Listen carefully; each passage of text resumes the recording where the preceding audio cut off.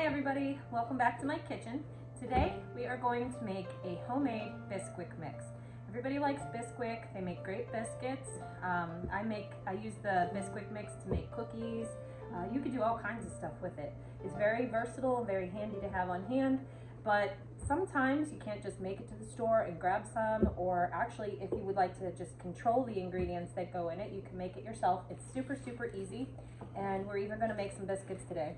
I keep mine in just a Ziploc bag, which I have the recipe on, but I also have it written down in my homemade cookbook here. So the first thing that you're going to need is flour. You need 6 cups of an all-purpose flour. All-purpose, it doesn't matter whether it's like whole wheat or whatever, but it has to be just like all-purpose, not self-rising. It's self-rising. We're going to do 6 cups, and there's no exact science to this. I just use my hand to level it off. Probably making my grandmother cringe. When she baked, she used exact measurements every time. I do for some things, when you have to be exact, but for stuff like this, just use your hand. It works out fine. And you get it all over you. Is that 4? That was 4.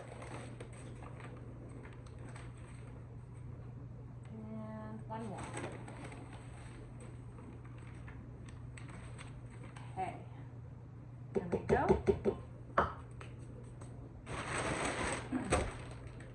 All right, the next thing that we are going to use is 3 tablespoons of baking powder, which I left over here.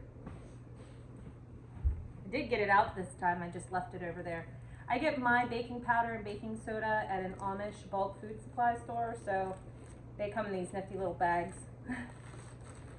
Oh, all right, tablespoons. Let's have.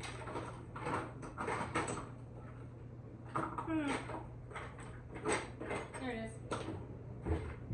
All right, what did I say? 3 tablespoons of baking powder, not soda. Try to find some aluminum-free baking powder if you can. It's better for you. Okay. Then we're going to use a tablespoon of salt in the handy dandy chicken dish. I'm using sea salt. You could also use like Redmond's real salt or Himalayan pink salt. They're all very good choices as well. Now you're just going to give that a little toss around. You could use a whisk or whatever. I just use my hands. Okay. Now here's the next thing. We're going to use a cup of Crisco. Now, I don't always love to use Crisco. I technically like to cook with lard better. Even like saved up bacon grease, if you want to keep that, I do that. It's really great for frying pork chops and stuff. That's another story. But for this recipe, it needs to be shelf stable. So if you go and you put like a lard in this, it's going to go rancid. So you don't want to do that. So for this instance, we are going to use Crisco.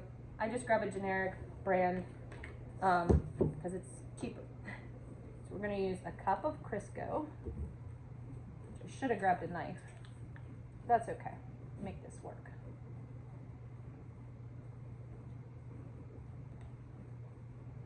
Cup of Crisco.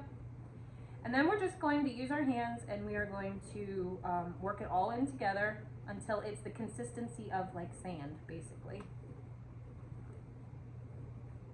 So you're going to get messy anyways, you might as well just use your hands.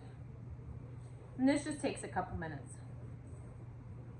I like doing this because, like I said, you can control the ingredients that you're putting in your Bisquick mix. You can put it in a Ziploc baggie and you can stick it right in your pantry and it's going to stay good for as long as, you know, you leave it there. But you're not going to leave it there long because once you taste the biscuits, you're just going to want to make them all the time. I also use these in peanut butter cookies. It's a really easy recipe, and one day maybe I'll share those with you. It's just, you know, Bisquick and peanut butter and a little bit of vanilla, and man, really good. I think I use sweetened condensed milk in there too. So we're getting there.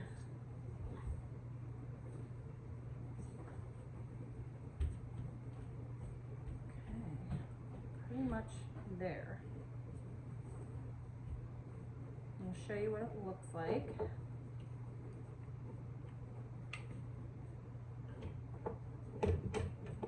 Okay. So that's what you got. It's pretty much just like sandy flour. So let me wash my hands real quick and we'll move this into the Ziploc bag.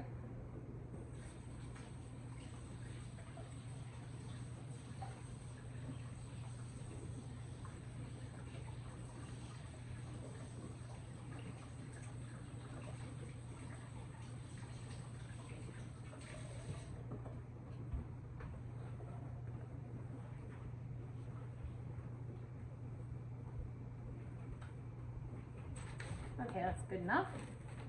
Now we're just going to transfer this into the Ziploc baggie, and you're done. That's if I don't make a mess, which is very likely, because I always make a mess. I'm a messy baker. See? I'm a messy baker.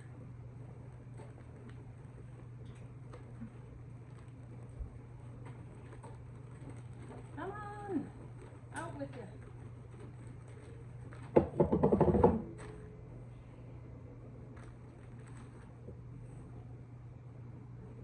I didn't manage to get it on the floor though, that's impressive. My shirt's a casualty though. I usually wear an apron. Okay, there you go. Now when you put it in the Ziploc baggie, I like to take the air out of it just for, you know, carefulness sake, I suppose. Okay. Now, let's real quick make these biscuits since I have everything out and I'm a complete mess. Get rid of this one. Okay, to make the biscuits, it's super, super easy.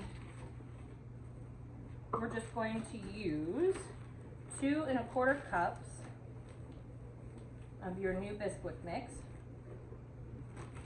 Don't pack it down or anything, just level it off. You can use your hand. 2.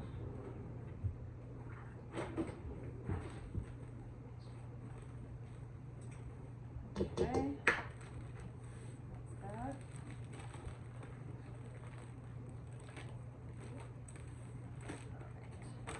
And we need 3/4 of a cup of milk.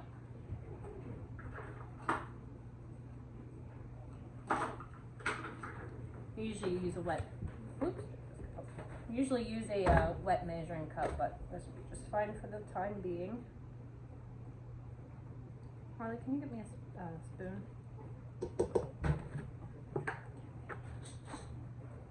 Thank you. One of these days when I do one of these cooking videos, I'll actually have everything here so I don't have to run all over. Will you also give me the ice cream scooper? And that's it. That's all you need to do to get your biscuit mix ready to go. Just mix it around real good. Sometimes 3/4 of a cup doesn't quite get it to the consistency I like it. See, 3/4 of a cup made it kind of more crumbly, almost like a pie dough. I like to add just a little bit more, just a splash. Of course, in the winter, you know, your house could be a little dry because the furnace is running and everything, which actually will, if there's no humidity in the air, that does affect your pastries, and biscuits really are a pastry. So I'll show you the consistency of this. This is much, much better. See? Just like that. Okay, now, what I like to do, because I like big, fluffy biscuits, whoop, and I have a parchment lined cookie sheet, by the way, ice cream scoop. So you take your ice cream scoop and you fill it just about full. Doesn't have to be completely full.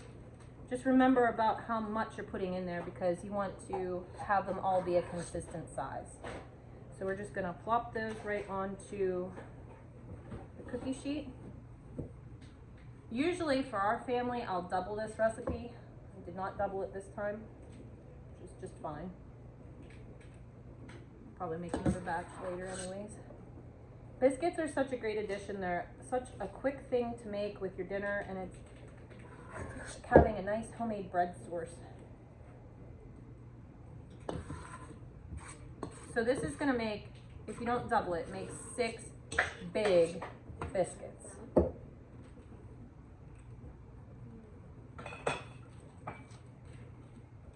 this one doesn't want to go together, so I'm just kind of squishing it. There we go. Homeschool children, they're always around. Let's put on pause then.